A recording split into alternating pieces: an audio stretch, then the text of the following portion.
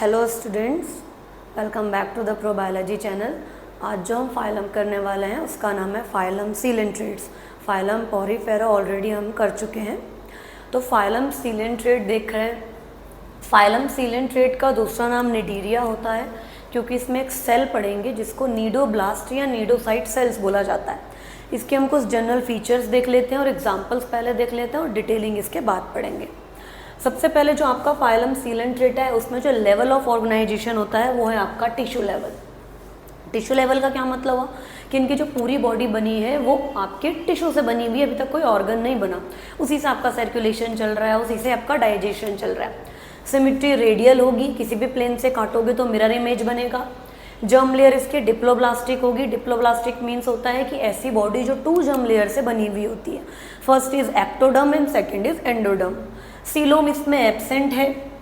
Coelom मतलब body cavity जो कि एब्सेंट है। डाइजेशन एक्स्ट्रा सेलुलर भी होता है और इंट्रा सेलुलर भी होता है। एक्स्ट्रा सेलुलर मतलब होता है कि जब भी जो आपका डाइजेस्टिव एंजाइम में कोई सेल है वो डाइजेस्टिव एंजाइम को बाहर सिक्रीट कर रही है और बाहर फूड क्या हो रहा है, ब्रेक डाउन हो रहा है, ये एक्स्ट्रा सेलुलर है। इंट्रा सेलुलर में जो फूड होता है वो डायरेक्टली सेल के अंदर जाता है। डाइजेस्टिव जो एंजाइम्स होते हैं वो सेल के अंदर मिलते हैं, तो ये डिफरेंस होता है। तो दोनों तरीके का इसमें मिलेगा। रिप्रोडक्शन आप सभी को पता है, सेक्सुअल एंड एसेक्सुअल इसमें देखने को मिलता है। आगे अभी पॉलिप एंड मेड्यूसा जब हम डिस्कस करेंगे तो हम देखेंगे कि सेक्सुअल एसेक्सुअल कैसे कैसे होता है। फर्टिलाइजेशन इसमें एक्सटर्नल मिलेगा, मतलब जो स्पर्म है और एग है वो पानी में जाके कहीं मिलेंगे, इनकी बॉडीज में नहीं फ्यूजन हो रहा है। सेक्सेस दोनों ही होते हैं, डायसियस एंड मोनोसियस। डायसियस मतलब होता है कि जो मेल और फीमेल की बॉडी है वो अलग अलग बॉडी में हमको देखने को मिल रही है। मोनोसियस मतलब होता है बाइसेक्सुअल, मतलब एक ही बॉडी के अंदर मेल भी है और फीमेल भी है। ज़्यादातर इस जो फाइलम है उसमें डायसियस हमको ज़्यादा देखने को मिलते हैं, मोनोसियस हमें बहुत ही कम देखने को मिलते हैं, लेकिन ये भी मिलता है, इसलिए यहाँ पे मोस्टली लिख दिया गया है। डेवलपमेंट इसमें इनडायरेक्ट होगी क्योंकि लार्वा स्टेज बनती है। एग्जाम्पल्स हम देख लेते हैं। इसमें 2 स्टेज मिलती है, पॉलिप एंड मेड्यूसा। जो पॉलिप स्टेज वाले हैं उनके ये एग्जाम्पल है, सारे एनसीईआरटी में दिए हुए हैं। सबसे पहले हाइड्रा है, देन एडेंशिया जिसको सियोनिमोन बोल देते हैं, पिनाटुला सी पेन हो जाएगा, ये पेन की तरह दिखता है। इसका मैं इमेज लगा देती हूँ, इसे देख लो, इस तरीके से पेन की तरह होता है और अधेर किया होता है सरफेस से। गॉर्गोनिया सी फैन होता है, यहाँ पे इमेज देख लीजिए। गॉर्गोनिया ये सरफेस से लगा होता है, इस तरीके से फैन लाइक स्ट्रक्चर होता है। तो ये सारे अटैच्ड हैं सरफेस से, इसलिए इनको पॉलिप स्टेज कहते हैं। हाइड्रा का स्ट्रक्चर आप सबने देखा ही है, इस तरीके से हाइड्रा होता है। हाइड्रा के टेंटिकल्स निकल रहे होते हैं, ये आपका हाइड्रा होता है जैसे कि इमेज में दिख रहा है। क्लियर। मेड्यूसा स्टेज वो स्टेज होती है जो फ्री स्विमिंग होती है, ये अटैच नहीं होती है कहीं से। तो मेड्यूसा में ऑरेलिया आ गया, जैसे आपने नॉर्मली जेलीफिश की जितनी वीडियोस देखी हैं वो सारी कौन होती हैं, मेड्यूसा स्टेज होती है। एक फाइसेलिया है, पोर्टुगीज मैनोफोर। पोर्टुगीज मैनोफोर इसको क्यों बोलते हैं, इसका जो शेप होता है तो एक सैनिक होता है, उसकी टोपी होती है कुछ इस तरीके की, ऐसे उसकी टोपी होती है, तो ऐसा लगता है कि कोई जो सैनिक है वो युद्ध पे जा रहा है, वॉर में जा रहा है, इसलिए बस उसको ऐसे नाम दे दिया गया। ये भी एक टाइप का ट्रांसपेरेंट होता है, जेलीफिश जैसा ही देखने को मिलता है, तो इसका ये इमेज लगाया हुआ है, इसको देख लेंगे। इस तरीके से आपका कौन होता है, फाइसेलिया। फाइसेलिया का कॉमन नेम पोर्टुगीज मैनोफोर। तो एक हमने पॉलिप पढ़ लिए, एक हमने मेड्यूसा पढ़ लिए। ऐसा एग्जाम्पल जो पॉलिप और मेड्यूसा दोनों ही स्टेज में मिलता है, इस तरीके की चीज को बोलते हैं मेटाजेनेसिस या अल्ट्रेशन ऑफ जनरेशन। इसका मतलब होता है किसी की बॉडी में अगर सेक्सुअल रिप्रोडक्शन और एसेक्सुअल रिप्रोडक्शन साइकिल दोनों ही मिल रहा है उसके लाइफ टाइम में, तो उसको बोल देते हैं कि अल्ट्रेशन ऑफ जनरेशन उसमें मिल रहा है, मेटाजेनेसिस। ज़्यादातर आप लोग ऐसे बॉटनी में प्लांट्स में देखने को आपको मिलता है, तो ओबीलिया उसका एग्जाम्पल हो जाएगा। तो ये सारे एग्जाम्पल आपके सीलेंट्रेटा के एनसीईआरटी में दिए हैं, आप स्पेसिफिक याद कर लोगे, पॉलिप के अलग, मेड्यूसा के अलग, और जो दोनों ही देता है ओबीलिया। तो अब हम देखने जा रहे हैं पॉलिप मेड्यूसा क्या होता है, नीडोब्लास्ट सेल क्या होती है, नीडोसाइट सेल क्या होती है, क्यों हम सीलेंट्रेट्स को निडेरिया बोलते हैं, तो पढ़ते हैं हम अब डिटेल्स। जो पॉलिप स्टेज है ये सेसाइल होती है। सेसाइल मतलब होता है कि जो मूव नहीं कर सकता, एक ही जगह पे रहता है, जैसे कि हमारे प्लांट्स, उसी तरीके से ये भी रहता है। एंड मेड्यूसा मतलब होता है हमारा फ्री स्विमिंग, जो फ्रीली स्विम कर सकता है, जैसे कि जेलीफिश। पॉलिप की मैं बात करूं तो जो इसकी बॉडी का टाइप होता है वो कुछ हमको इस तरीके से देखने को मिलता। इसके अंदर हमको एक कैविटी मिलेगी जिसको हम गैस्ट्रोवेस्कुलर कैविटी या फिर हाइपोस्टोम बोल देते हैं। इस कैविटी का नाम है गैस्ट्रोवेस्कुलर कैविटी। अब देखो नाम से ही पता चल रहा है, गैस्ट्रो मतलब गैस्ट्रिक रिलेटेड, मतलब डाइजेशन का काम भी यही कर रहा है, एंड वेस्कुलर मतलब सर्कुलेशन से रिलेटेड, मतलब सर्कुलेटरी सिस्टम का भी काम कर रहा है। तो ऐसी एक कैविटी है जिसको हम क्या बोल देते हैं, हाइपोस्टोम बोल देते हैं। अब हाइपोस्टोम की जो ओपनिंग होती है यही इसका माउथ होता है, तो ये हो जाएगा आपका माउथ, तो कह देते हैं माउथ ऑन हाइपोस्टोम। ठीक, इस तरीके का जो बॉडी टाइप होता है, ये देखो ये अधेर होगा आपका सरफेस से, इस तरीके का जो बॉडी टाइप होता है उसको हम ब्लाइंड सैक कहते हैं। ब्लाइंड सैक ऐसे ऑर्गेनिज्म होते हैं जिनकी बॉडी इस तरीके की होती है, ये खाते भी एक ही ओपनिंग से और बाहर भी एक ही ओपनिंग से करते हैं, मतलब कि माउथ भी इनका यही है और आपका एनस भी यही होता है। इस तरीके की बॉडी को हम ब्लाइंड सैक बोल देते हैं, ब्लाइंड सैक टाइप की। और इनमें जो डाइजेस्टिव सिस्टम होता है, इनका जो डाइजेस्टिव सिस्टम है वो हमको इनकम्प्लीट देखने को मिलता है। तो हमें कौन से फाइलम से मिलेगा, पॉरीफेरा से हमें ऐसे ही मिलेगा, और लगभग प्लेटीहेल्मिन्थेस तक हमको इनकम्प्लीट टाइप का डाइजेशन ही देखने को मिलता है। इसका मतलब है इसमें क्लियरली एक ट्यूब नहीं बना है अभी कि एक तरफ माउथ हो और एक तरफ एनस हो, ऐसे डाइजेशन को हम इनकम्प्लीट बोल देते हैं। तो इस तरीके की स्टेज को हम पॉलिप बोलते हैं। अभी अभी हमने एग्जाम्पल्स पढ़े थे, कौन कौन से एग्जाम्पल्स इनके थे, एक हमने पढ़ा था आपका हाइड्रा, दूसरा हमने पढ़ा था सी एनिमोन जिसको हम कह रहे थे एडेम्शिया, और हमने पढ़े थे आपका सी पैन जिसका नाम था पेनिनटुला या पिनाटुला, जो भी आपको प्रोनाउंस करना है, और था हमारे पास सी फैन, सी फैन है आपका गोरगोनिया। एक एग्जाम्पल है जो हम पहले लिखना भूल गए थे, उसका नाम है मेंड्रिना ब्रेन कोरल। अब जो कोरल्स होती हैं वो चट्टानों पर ही चिपकी हुई होती हैं, तो ब्रेन कोरल नाम की एक कोरल है जिसको मेंड्रिना बोल देते हैं, तो इसमें हमारी कोरल्स भी आ जाएंगी।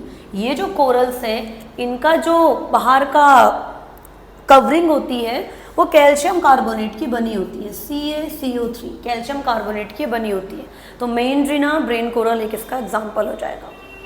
थोड़ा सा रिवीजन कर लेते हैं। पॉलिप स्टेज है, चल फिर नहीं सकते हैं, सेसाइल है, एक ही जगह पे रहते हैं। इनकी जो बॉडी है उनका इस तरीके का डायग्राम होता है, जैसे कि आप अपनी एनसीईआरटी में देख सकते हैं। यहाँ पे मैं डायग्राम लगा लेती हूँ एनसीईआरटी वाला। इसमें आपको सी एनिमोन का डायग्राम देखने को मिल रहा है, देखो किस तरीके से सिलेंड्रिकल शेप का हुआ है। इस तरीके की बॉडी को मैंने बताया कि ब्लाइंड सैक कहते हैं, जिसमें माउथ और एनस एक ही ओपनिंग होता है। इस तरीके के डाइजेस्टिव सिस्टम को इनकम्प्लीट बोलते हैं। अब हम देखते हैं मेड्यूसा स्टेज। मेड्यूसा मतलब होता है फ्री स्विमिंग स्टेज, और इसमें जो बॉडी टाइप होता है वो अम्ब्रेला शेप का होता है। तो इस तरीके से इसमें टेंटिकल्स निकलते हैं, और इनका भी जो बॉडी टाइप होता है वो ब्लाइंड सैक बॉडी टाइप होता है, इस तरीके का। देखो इनका माउथ भी यही हो जाएगा, एनस भी यही हो जाएगा, जैसे इसमें हमें देखने को मिल रहा था। ये कौन सी कैविटी हो जाएगी आपकी, यही देखो गैस्ट्रोवेस्कुलर कैविटी, ये कैविटी हो जाएगी।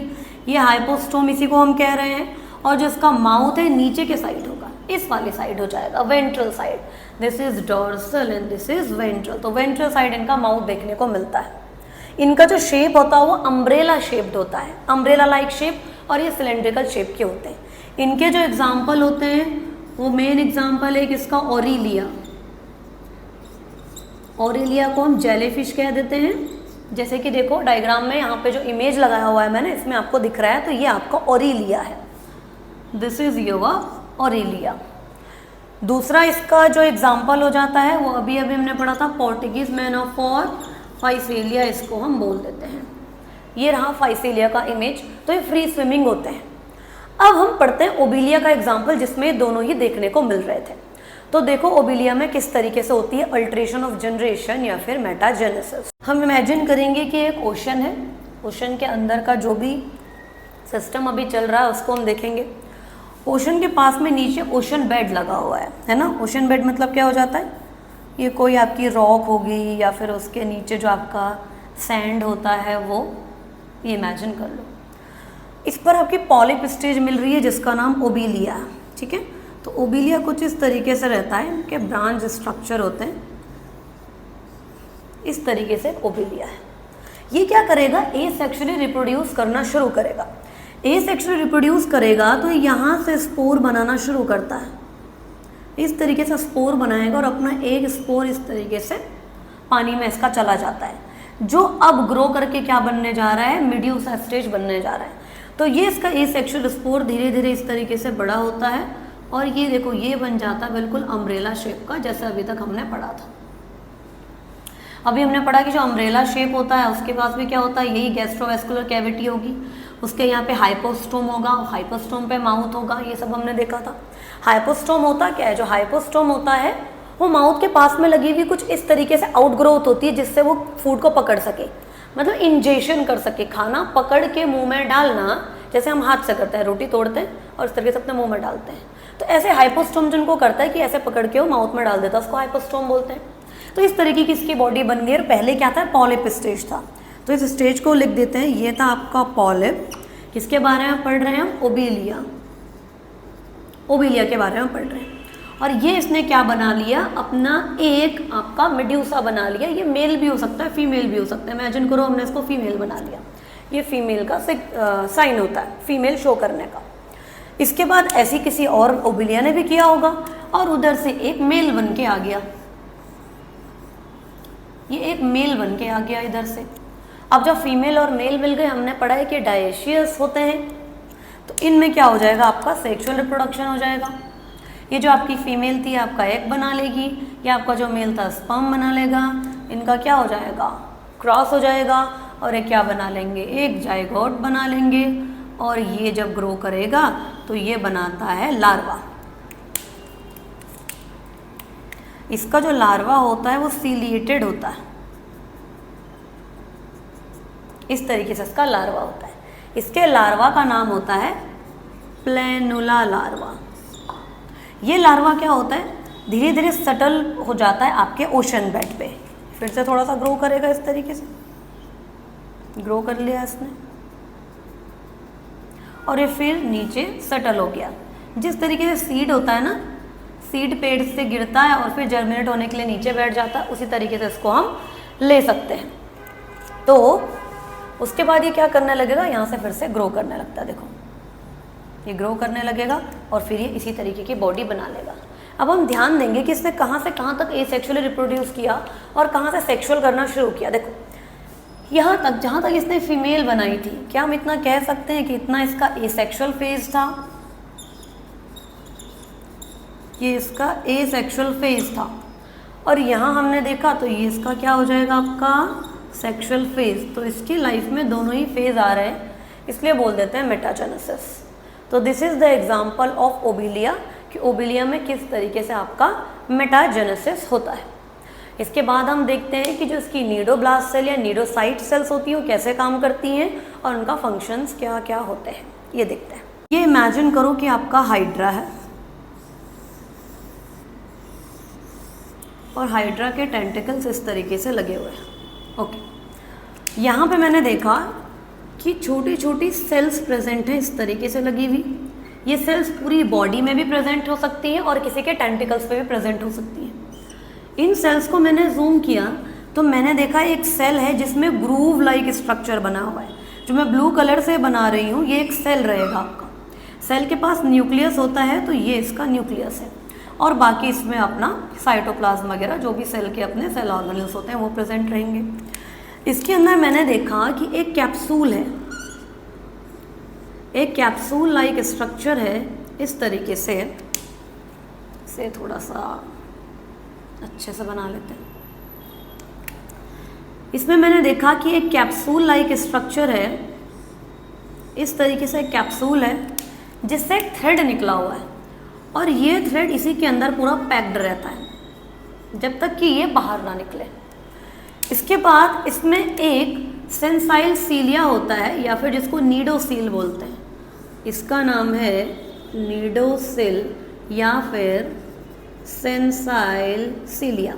इसका क्या मतलब हुआ है कोई भी जानवर या कोई भी इंसेक्ट आपने देखा होगा डंक कब मारता है, जैसे आपने स्नेक बाइट में भी देखा होगा, जब उसको कोई चीज़ टच करती है या फिर उसको परेशान किया जाता है या उसको कहीं ना कहीं से सेंस मिलते हैं अपने सेंसरी ऑर्गन से। तो अगर कोई ऑर्गेनिज्म आ रहा है या इसको नुकसान पहुंचा रहा है या फिर कोई प्रे आ गया जिसको इसे मारना है, तो वो इसको जैसे ही टच करेगा उसके बाद देखो क्या हो जाता है, ये इसको जैसे ही टच करेगा, ये तो थी हमारी सेल, ये था इसका न्यूक्लियस। अब जो ये कैप्सूल है ये बाहर की तरफ आ जाता है, तो जो ये कैप्सूल है ये ऐसे बाहर की तरफ आ जाएगा और जिसका फिलामेंट है ये इस तरीके से बाहर निकल जाएगा। और इस फिलामेंट के पास में यहाँ पे एक छोटा सा स्टिंग होता है, कांटा होता है इसके पास में इस तरीके से, इसलिए इसको स्टिंगिंग कैप्सूल भी बोलते हैं। अब इसका नाम क्या है, जो अंदर का पूरा सिस्टम आपको दिख रहा है इसका नाम है निमैटोसिस्ट। दिस इज योर निमैटोसिस्ट और यही आपका स्टिंगिंग कैप्सूल है। इसमें टॉक्सिन्स प्रेजेंट होते हैं जो आपको दर्द दे सकते हैं, जिसकी वजह से प्रे की मौत हो सकती है या ये डिफेंस में आपका काम कर सकता है। तो ये आपका हो जाएगा नीडोब्लास्ट सेल। स्ट्रक्चर हमने देख लिया, अब फंक्शंस देख लेते हैं, इनके फंक्शंस क्या क्या होते हैं। पहला इसका फंक्शन होगा एंकरिंग में,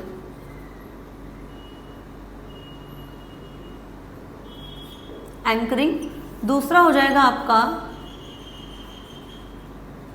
कैप्चरिंग ऑफ प्रे, मतलब अपने शिकार को पकड़ने में। आसपास कोई शिकार घूम रहा है, उसको डंक मार लो और फिर उसको खा लो। और तीसरा होता है डिफेंस में, कि कहीं यही शिकार न बन जाए तो कोई इसे खाने आएगा तो ये इसको क्या कर लेगा, सुई चुभो देगा। यहाँ पर मैं आपको एनिमेशन दिखा रही हूँ, आप लोग उसको देख लो जिससे आपको समझ में आएगा कि ये जो नीडोब्लास्ट सेल है ये कैसे काम करते हैं। The stinging cells are called cnidocytes and contain a structure called a nematocyst. The nematocyst is a coiled thread-like stinger. When the nematocyst fires, the thread uncoils and springs straight. The harpoon-like thread punctures through the cell wall and into the prey.